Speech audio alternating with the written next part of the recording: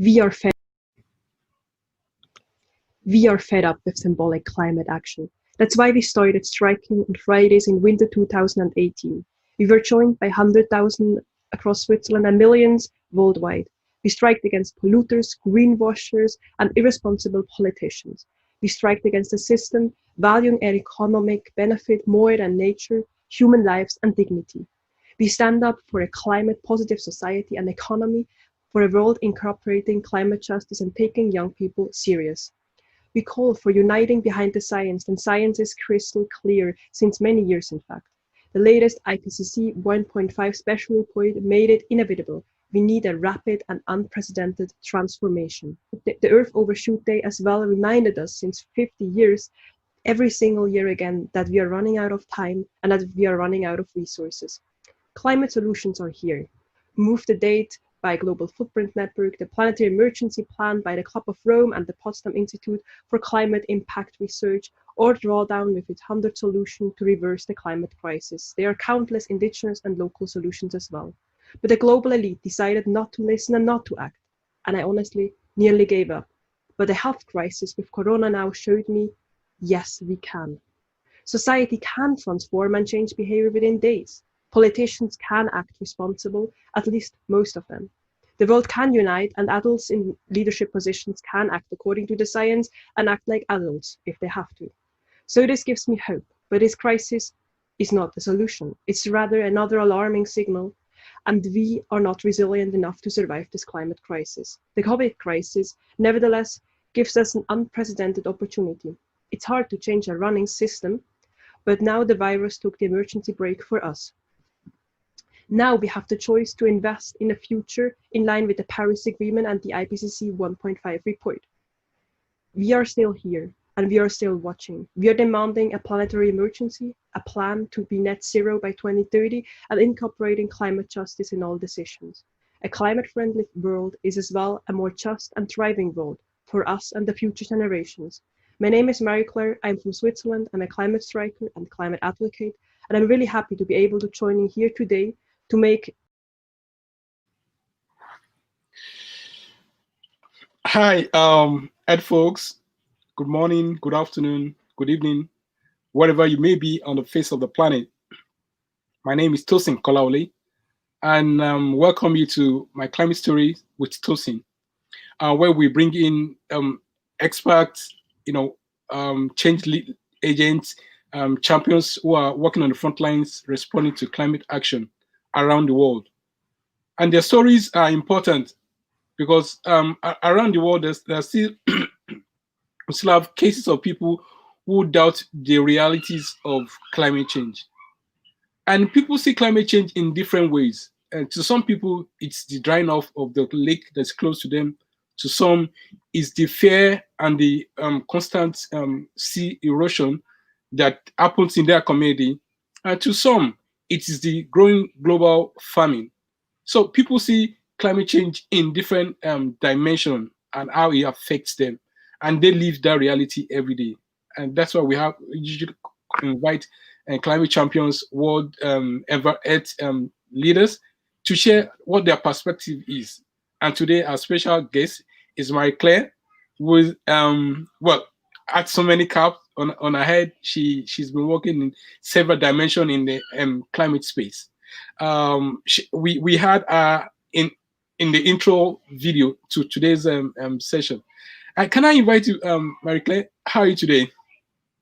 Hi, so good to be here, and also thank you so much for the invitation and everything what you're doing. I think it's so important to spread these messages, and also so important, as you've been mentioning, climate change is like perceived by so many people different. Like climate change is not just like one thing. So I perceive climate change very different than you and everyone else. And it's so important because this is like the issue we're facing is complex. The solutions are complex. And that's also why it's so important to have this very different stories out there that people can also like relate to the stories because it's not just a one-way threat. Thank you so much. Thank you. But I wondered, for you coming from a developing nation, when I see an impact of climate change around the world, they usually don't come from Switzerland. So what is your inspiration? Why are you doing this? Yeah, so many people also here in Switzerland and I mean also on the global stage believe that the climate crisis is not actually having any effect on the developed nations, especially not on the very rich Switzerland, But this is completely wrong. Our mountains, our ecosystem is very, very fragile. So in fact, when the global average temperature is going up by 1.1 degrees, this is what we are having now. In Switzerland, it's going up double as fast. So we are already at 2.2 degrees warming here in Switzerland. And this, of course, has a devastating effect on our very, very fragile mountain biome ecosystems. Our glaciers are melting very, very rapidly. And of course, it's just sad to see that how we are losing this ecosystem and this brilliant and very beautiful nature. But it's also very important because we have a huge winter tourism, but also very existential. I mean, our water is coming from the glaciers. Our lakes, our rivers are filled by the glaciers. And if this is at one point gone, and I mean, they are predicting that most of our glaciers are gone by the second half of this century, it's soon going to be existential because the water is gone. And if the water is gone, I mean, like, how are we going to water our fields? Then the food is gone. It's like basically not inhabitable anymore. Of course, we have some money and maybe we can build some resilience, but nature in itself would be the best solution we're having, and that's also why we have to protect. So we have a lot of different. I mean, the decline of also nature and species. We can see this all here as well. Yeah. Great. But for you, looking back in retrospect to when you were like a child and now, are there some things you saw or you enjoyed growing up, but right now are no longer there? Yeah, actually, I will bring the same example of our glaciers, because when I was a kid, I mean, still today we are hiking a lot. We go to the mountains the weekend for vacation, and then you see these giant, huge glaciers. And I have pictures where you see these glaciers, and when I'm like only 20 years later looking at this picture, these glaciers are gone. You see like huge valleys, black valleys with nothing because there was just a glacier some years ago, and now they are declining so fast. They're actually declining in summer and in the winter. So despite it should be cold, they are still reducing. So there is the glaciers which are gone, and this of course have, as I mentioned, devastating effects on many other parts of our life. Yeah, but a lot of people will say that the planet, the Earth, has actually been constantly changing. Why are you ascribing some of those changes you saw around you to be climate change? Why not maybe just one of the natural phenomena? Yeah, these people are right. Of course, the climate always changed, and many things are always changing. And we are also developing, and we are as a human race are also changing. Some years back, we lived in on the trees, so we are also changing, and change is very normal. But what is not normal is the speed and the pace you're seeing now. I mean, if we have millions of years and everyone can adapt, I think no one would worry about this. I mean, then we would just adapt and would look different, or we have another, like the body system would adapt and the nature and the ecosystems are adapting. But we have never ever in history seen so rapid change in the consistency of our atmosphere. We have never seen so much CO2, greenhouse gases, which then have of course huge effect on the different ecosystems. And what is the problem here is that we as a human race, but also our ecosystems, cannot adapt. We see that for example, the oceans trapped a lot of heat and CO2 in the ocean, but then they get more acid, which then leads that a lot of like the mussels and like the crabs, and they're just getting dissolved. I mean, like they're basically in the water and they're just getting dissolved. We see the coral reefs dying. Also, they could have adapted because they live here since millions of years. But because it's so fast, they can't adapt. If it's just like one summer and 60% is all dead, I mean, like, how can you adapt? It needs generations, and this is the issue. It's not about the climate, which is changing. Of course, it's always changing. It's about the speed, which no one can actually win this race when you want to put it like this. Wow. So it's you said it's not really about the climate essentially, but about the speed and the rate at which these changes are occurring, in the last couple of decades. As a young person with dreams, I read recently that scientists forecasted that we don't have more than, or we have less than 10 years to stop this accelerating climate crisis. How do you interpret that message as a young person with hopes for the future and to one day leave the planet for your own generation after you. What comes to you? What kind of feelings that comes to you when you see a message like that? Yeah, I mean, it's very hard to digest, right? I mean, this is science, and this is also what we have to say. This is science from the past. So the current science and the current happenings are actually even more worrying than the science. And also, this is negotiated science. Basically, this is the science which all the parties agreed on putting forward. So reality can actually be much worse, right? So this report came out in 2018, and I mean, back then I was already worried because I could see how nature is changing, and like in the mountains, I could read the news. It's very clear. The science has been crystal clear already years before, but I think what changed is that the science got even more worrying. Every report was more alarming, and this, of course, is leading at first to a huge frustration. Because you're like there, you know about this, and you can't really do anything. I mean, of course, you can change your own lifestyle and adapt and try to live more climate friendly. But on the other hand, you also see that, hey, you're not going to make it. Even if like millions of people are going to change, it's the system which is wrong. The system which is valuing certain things higher than others, and currently favoring on many different ways, favoring a very not sustainable and not climate friendly lifestyle. So yeah, I mean, there's 10 years left. I mean, now it's like almost 9 years left. And maybe there is even less time left, is an alarming. It can be very frustrating, but also I think what is really important to not get frustrated is like finding your way of how you can get active and with this contribute to the positive side. At least myself, I try to be optimistic as good as I can, because if we are pessimistic, I mean, we gave up and we don't have the luxury of giving up, because we still have a slight chance to make it. So yeah, for me, it's like getting active, and this is what I'm doing. You mentioned it before. I try to be active wherever I can to spread the message, to make a change happen, and really like speed up the process, because this is what we need. Climate change is speeding up, and we have to speed up as well to make it happen. So we need to really accelerate this curve.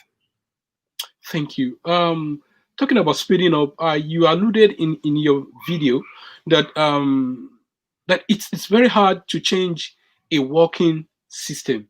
Now we have a world that's been working on based on our years of living dangerously, working on an economic system that is built on fossil fuel consumption. Now, how are you, and you just alluded it's hard to create change. How do you transit from that system that is still bent on consuming the same way, producing the same way, to a more sustainable production system that works for the planet and the people? Yeah, this is a really good question. I think this is actually the main question we have to ask, because what we know is, where do we want to go? We have the global sustainable development goals. So basically we have the direction. And what is now, this is also why we are still not on track, because we still didn't make this change of getting there. So we have the goal set.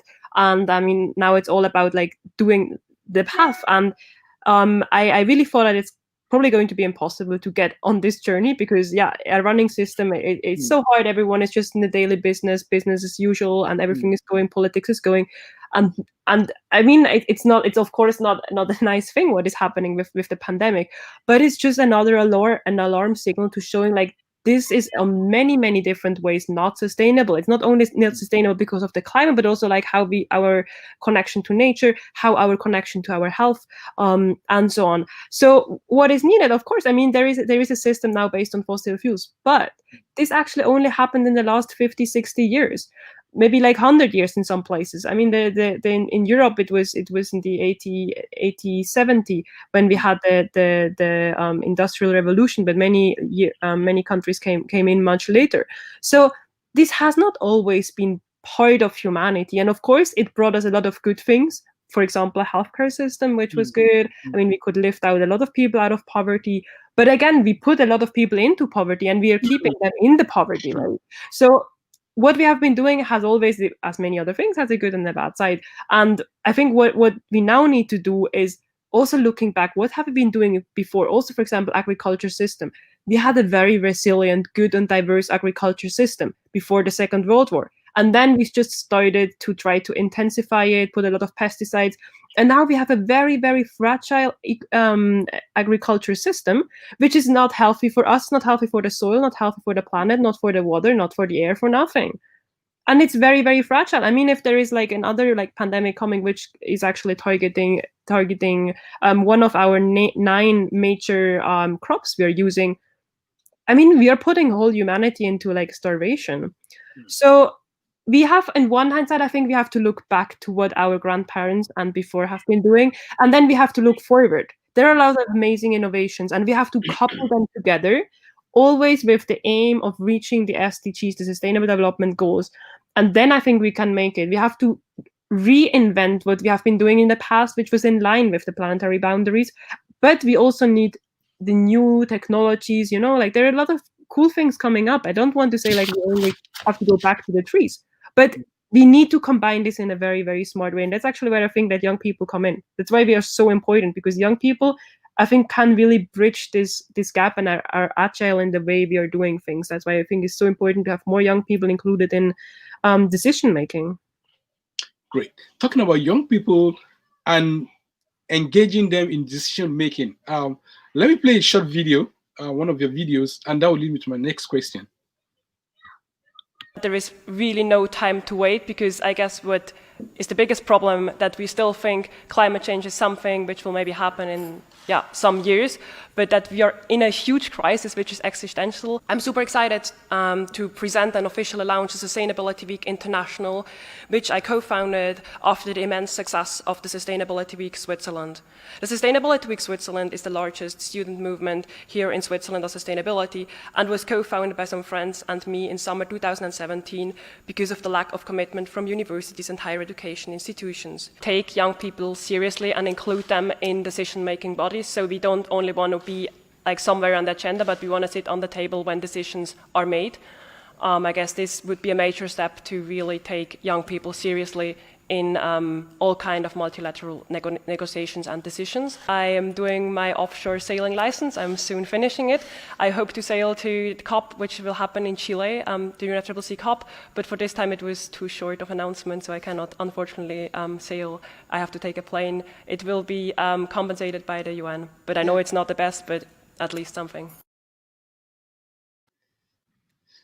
Yeah, thank you. Talking about young people and engagement. Okay, first, can you tell me what do you do with Sustainable Week, Earth Week Switzerland?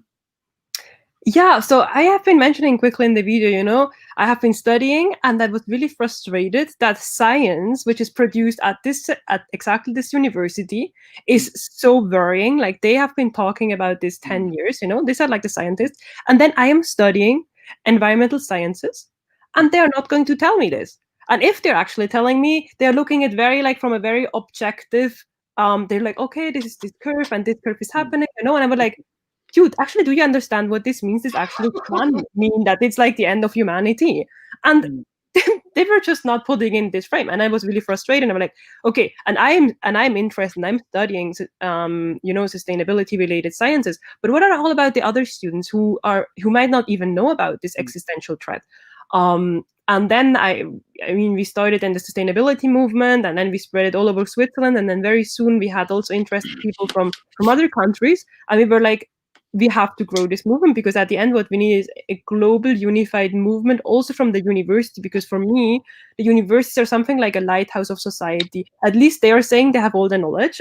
This is great. But we also have to like put this knowledge like into the heads of people and leading it to action. It's great if we have the reports, but anyway, not too many people are reading the reports. But what we need is a movement of people who do actions, and that's why I think the universities are so crucial for bringing this change. And that's why we started the Sustainability Week, to really put the momentum for the universities to talk and to act on sustainability. So there is a raising awareness part with a lot of different events and talks, excursions, panel discussions, but then also very concrete demands. Because I think we passed the time. If you have 10 years left, we passed the time of only raising awareness. What we need is very concrete action, and the actions are there, the solutions are there. But what we need is student demanding them, because the board of directors, I don't know how much time they are having. Maybe they are like, because they're very old, sometimes they don't even care, I don't know.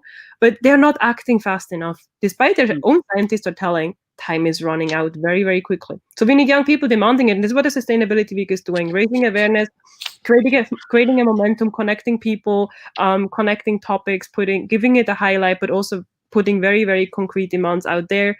that the universities have to act upon. Thank you. Thank you for what you're doing. You mentioned the fact that it's important to get the youth involved, and you're already doing that. And you refer to the fact that it's also important when it's a collective global response by young people. And I don't know how much of awareness you have. Well, of course, you're from developing country.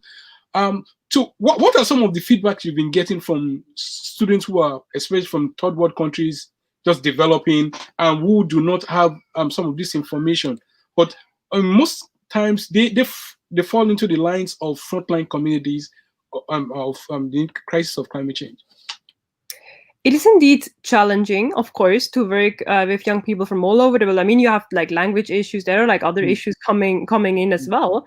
I mean, like I grew up also like German and French and English. So I mean, but still, there are like hundreds and thousands of languages out there, and especially when we work with young people, you have to be very mindful about language barriers. But then, I mean, it's also like very technical things. Like, do you have access to a laptop? Do you have access to internet? Despite like I am sharing a link, like if the other person has no internet, I mean, we can still not talk. But also then when it comes to knowledge, I mean, I studied at one of the world's best universities, and there the information was not as clear to act. And then, yeah, the other universities just don't simply have the resources sometimes to educate, have like the latest update. So I think what is good is that due to the internet, so a lot of information are out there, so it's easy and accessible. But of course, then also you have to filter what is fake news, what is like weird news, and what is the real news, what is real science, what are the facts. But I think this is actually good, because if you have internet access, which more and more people actually have, which is a good thing, especially also young people, we can access this knowledge and also educate ourselves out of the education system. Nevertheless, the universities still have a very crucial point in this, and I think there is one point about really getting the knowledge about climate change, but then it's also a point of being a responsible person.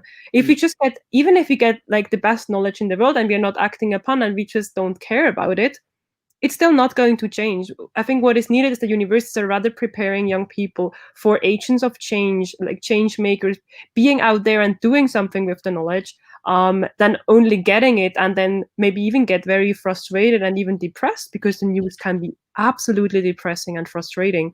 So I think there are multiple things the universities need to do. And especially again in the, I mean, we have some programs here in Switzerland.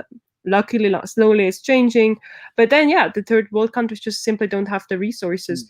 And that's why I also suggest that many young people are starting something to do in their free time, if they have the capacity, of course, to get additional knowledge. Because I don't think that the universities will like be fast enough to catch up with all of this. So I think we as young people really have to kind of help ourselves to speed up this process.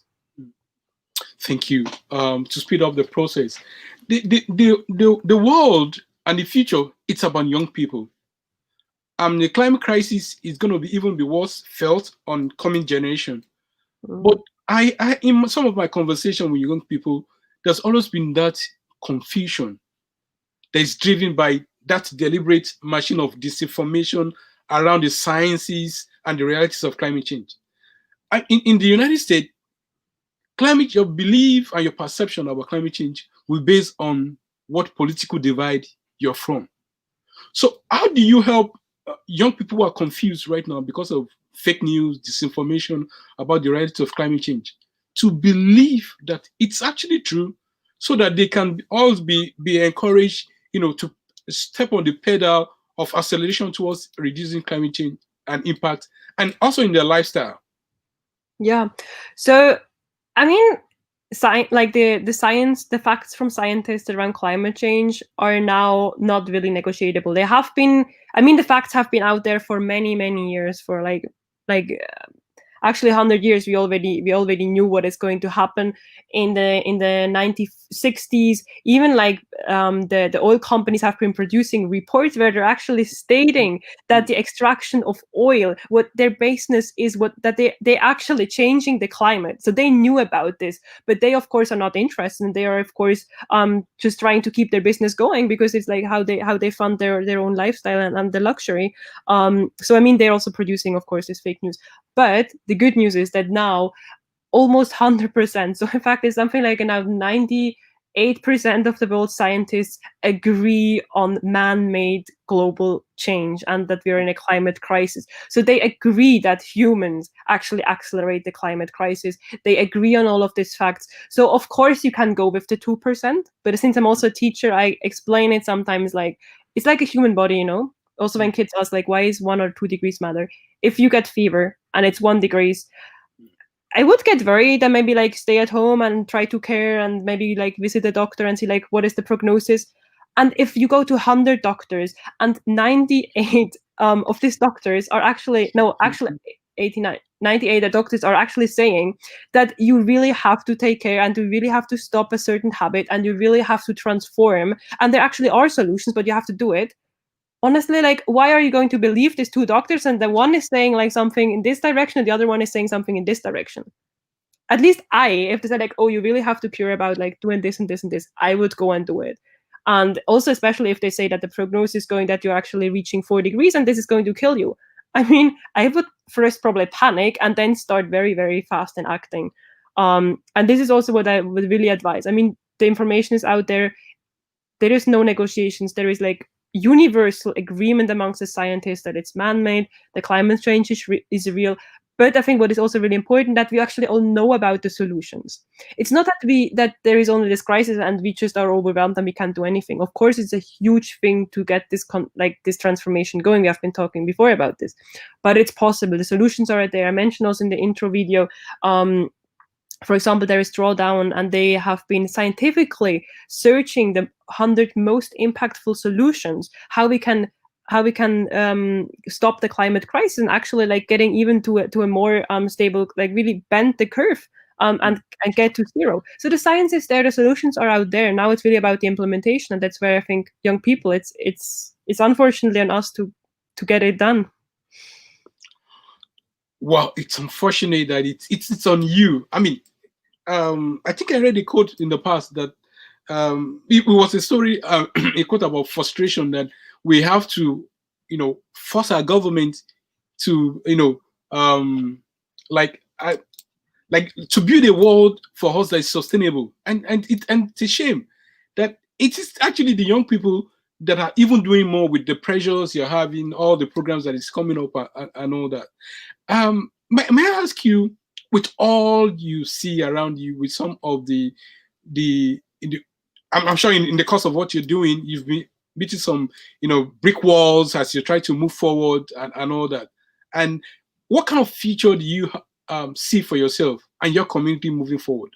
What are some of your hopes you have for the future, that what you're doing actually is significant and it's going to create a change?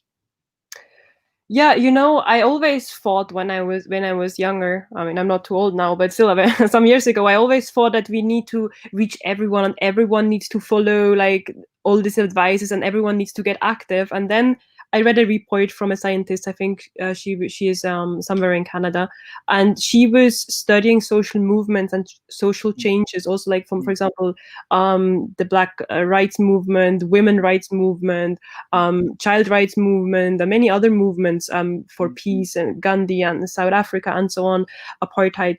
And she found out that it actually doesn't need like too many people. It needs like 3.5% of committed people standing behind the changes and the demands, and they have to be active. And I mean, honestly, like 3.5, this is doable. We can't get 3.5% of like the country, one of the world's population, behind these demands, because as mentioned, science is crystal clear. Many people actually are understanding the facts, but they are just intimidated by the big corporations, by the politicians who are just throwing around like whatever they think they believe it's right, without any proof and without any sources. But many people actually know about all of this and they actually want to get active, but maybe they don't know how to get active. And this is when I really realized what is the main thing what we can do is really get this 3.5% of people together. And this is also why I'm engaged in so many different movements. That's why I'm starting movements. That's why I'm trying to speak to young people, different languages, really adapting the message to whoever is in the audience, talking on high level panels, talking with world leaders, of getting the people, like getting them active, because they know about it, but they have just been put silent by the current leaders. And if the leaders are not, I mean, like I had once a poster at the climate strike, if the leaders, the world leaders act like children, then the children have to act like leaders. And honestly, that's it. It's like we have the people, we have to get back our power, because the governments are here for the people. And if the governments are not serving the people, then we have to take it over. Then we have to get back there where actually all like the political parties and everything was established because of the people. And if they are now like turning away, then okay, then that's we can't stop, but then we can get our power back. And I think the power lies within the people, within the community, within the movements. And honestly, I do believe that we can reach 3.5%, but again, we have to speed up. Corona is at the moment here, we have to take it very, very serious. But nevertheless, the climate crisis is there, and many other crises when it comes to inequality, when it comes to the right for people of color, when it comes to right for women. It's all still out there, and we cannot neglect this, and we need many, many more people rallying for all of these causes. Thank you. It's like the youth or the young people can afford not to get involved to stop this. And you spoke about the importance of governance and legislatures and all that. In the course of encouraging people to be involved, what's the place of young people getting involved also politically? Vying for offices, because we need the critical mass of people to actually change some laws and legislation. Absolutely. Climate change is political, but it's not party political. Every single party on this planet must take climate crisis into consideration. Of course, some are not, because they are afraid, because it's actually like changing their like how they are seeing the world, and maybe changing like their business as usual and everything. But it matters because it's affecting people, it's affecting our planet, and affecting the future generation, as you have been saying. So I mean, it is political, and it's also why I'm encouraging young people to be political. It's of course amazing, and I've been starting my own NGOs, I've been starting my own movements, and all of this. It's absolutely great, and like everyone keep going to do this. It's also great if you start, like for example, planting trees and many other things, and cleaning cleanups. But it's a political issue. For example, when we're cleaning up, and then like there are laws which are just letting others just to pollute for free, and actually profit out of this, it's not fair, because then we in our free time we are going to clean up like the rivers. So we need to have regulations, and we need to change, because many of these regulations have been established by white old guys all over the world. Also, like in countries like Africa, I mean, many of them just copied the constitutions of the colonial countries. And these were again like old white guys who have been doing this. They haven't been taken the people's into consideration. Back then, the women were not allowed, had no right to vote and be engaged. So the laws are coming from a very, very different time than we have today, and they're absolutely outdated. And we have to change this. And for this, we need young people, because the old white guys are not going to change. Of course, there are some, and I don't want to put them all in the same frame. I mean, there are amazing people out there. They're trying their best. It's really incredible to listen of some of these voices. But we need a diversity. We need to have representative of like the population in our government. And as long as we don't have this, it's very hard that this can be changed. If there's a half of the world's population are young people, and there is just no single young people in any of the world's government, there is no single young people at the World Climate Conference in a negotiator role. I mean, how are we going to change this? And this is not representative. And young people might not have the experience of 20 years being in office, but it's also not needed. Young people have different experience. Young people have access to the latest education. Young people have maybe more entrepreneurial drive and spirit. And this is what is needed. We don't need like just one sort of people in the government. We need to have the diversity of young people of all the different people in the government. And that's why it's so crucial that young people are getting this message out and getting political, getting engaged, because at the end we need young people sitting at a table, negotiating and taking the decisions for all of us. And we can never do this if you're not getting political. Thank you so much, Marie-Claire. It's been a wonderful time with you, and so much to learn, and also so much more to hear from you. But we're short of time right now. I hope that sometime in the future we can get a chance once again to hear your perspective on other sphere relating to climate change, sustainable development, and the roles that young people are creating, especially also roles that particularly you're leading. And I'm impressed by your wisdom, your insight, and all that you have to share with us today. And before you go, normally for people who come on to this space, I know that there are people who are sacrificing a lot to build the future that we hope to see in the world.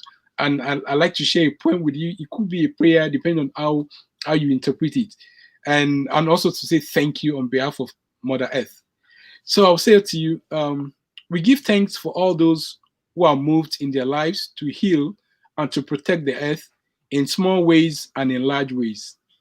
Blessing on the composters, the gardeners, the breeders of womb, and the mushroom, the soil builders, those who cleanse the water and purify the air, all those who cleanse up the messes that others have made.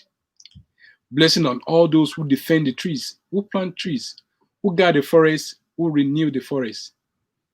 Blessing on all those who learn to heal the grassland and renew the stream.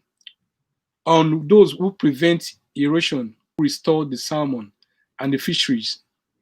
Those who heal the herbs and those who know the law of wild plants. Blessing on all those who heal the cities and bring them alive again with excitement and creativity and love.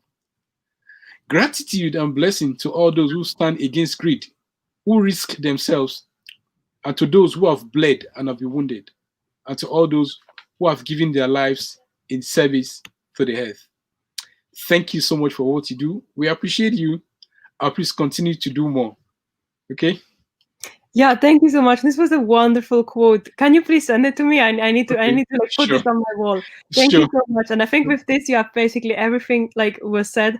Yeah, just encouraging everyone, even if you're maybe frustrated of what is going on in the world, the only hope lies within the people who are getting up and getting active. And there is an amazing community out there, and you will find support. You will find a group of people who are supporting you. So please get active, because it really depends on you. Thank you so much.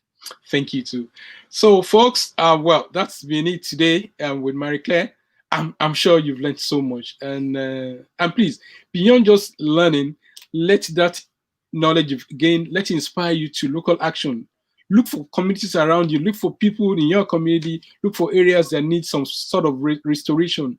Let this awareness go that climate change is real. It's impacting people around the world, and if we care enough about other people, about our neighbors, and also about our future, it's important that we did something with climate change today. And so once again, I'll be coming your way next week with another climate champion and earth advocates and people who are responding, putting their lives in the front line of responses to building the world and the future that we all want to see. And please remember to subscribe to our channel, like it, and share with your friends and family. We all live together in this beautiful planet, and it's the most important resource that we have to live our dreams, to fulfill our aspirations, because without the earth, there's no you and I. Thank you, and bye-bye.